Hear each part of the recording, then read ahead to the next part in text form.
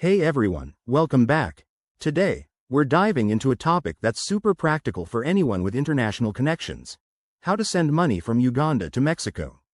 Whether you're supporting family, paying for services, or just sending a gift, I'll walk you through the steps to make it smooth and hassle-free. Let's get started. First off, why might you need to do this? Exchange rates fluctuate, fees can add up, and navigating international transfers can feel overwhelming. But don't worry, I've got you covered with straightforward advice. The most common ways to send money include using online services like Western Union, MoneyGram, or even apps like PayPal and Wise. These platforms are accessible via apps or websites, making it easy from anywhere in Uganda. Step 1. Choose your method. If you're in Uganda, start by checking out services available through banks like Stanbic or Equity Bank, or go digital with Wise for better exchange rates. Make sure to compare fees and rates first. Use tools like z.com to see current conversions. Step 2. Gather your details.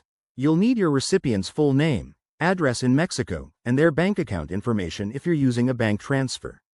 For security, always verify this info to avoid any mix-ups.